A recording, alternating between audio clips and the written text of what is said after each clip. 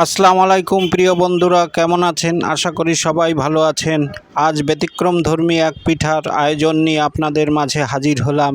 এই পিঠা তৈরির জন্য কিছু পরিমাণ সুজি একটি কড়াইতে গরম করে নিলাম, বেশ ভাজা ভাজা আকারে তৈরি করে রাখলাম।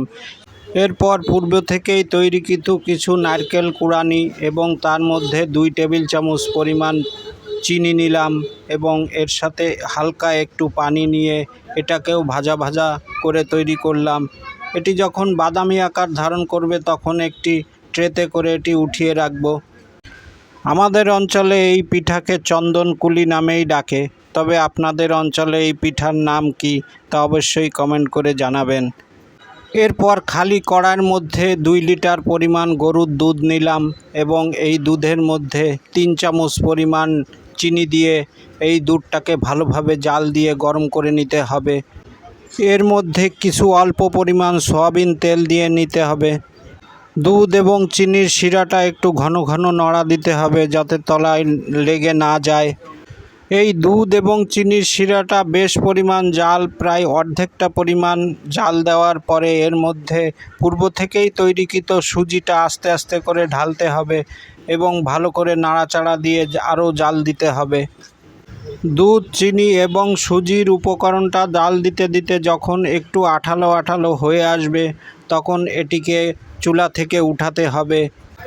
সমস্ত উপকরণগুলোকে একটি আকৃতিতে আনার জন্য মাছ আকৃতির একটি ট্রেতে কিছু পরিমাণ তেল ভালো করে মেখে নিতে হবে। এই ট্রের সব জায়গায় যেন তেল যায় এবং পরিপূর্ণভাবে লাগে সেদিকে খেয়াল রাখতে হবে। মাছ আকৃতির তেল মাখানো ট্রের উপরে সুজির ডোটা আস্তে আস্তে করে সমস্ত জায়গায় বিছিয়ে দিতে হবে। সুন্দর করে বিছাতে হবে যাতে কোনো জায়গায় ফাঁক না থাকে। সুজির ডোয়ের অর্ধেকটা অংশ কাজে লাগাতে হবে এবং বাদবাকি অর্ধেকটা রেখে দিতে হবে পরবর্তী অংশের জন্য। এবার মাছের মধ্যে মূল উপকরণ দেওয়ার পালা। পূর্ব থেকেই তৈরিকৃত নারকেলের যে ডো অংশটা আমরা রেখে দিয়েছিলাম সেটা এই মাছের মধ্যে দিয়ে দিতে হবে এবং এই অংশটা যেন পরিপূর্ণভাবে সব জায়গায় যায় সেদিকে বিশেষভাবে খেয়াল রাখতে হবে। নারিকেলের অংশটা সব জায়গায় পরিপূর্ণভাবে দেওয়ার পর বাদবাকি সুজির যে ডোটা রয়েছে ওই অংশটুকু এর উপরে দিয়ে দিতে হবে। বিভিন্ন অনুষ্ঠানে এই পিঠার আয়োজন করা হয়ে থাকে, যেমন বিবাহ অনুষ্ঠান, জন্মদিনের অনুষ্ঠান। এছাড়া বাসাবাড়িতেও এসব পিঠা তৈরি করে সবাই খায়। তবে বিয়ের অনুষ্ঠানে এরকম একটি পিঠা থাকলে একটা অন্যরকম পরিবেশের সৃষ্টি হয়। আমাদের অঞ্চলে এই পিঠা ছাড়া বিয়ে চিন্তা করা যায় না। এরপর ট্রে উল্টানোর পালা।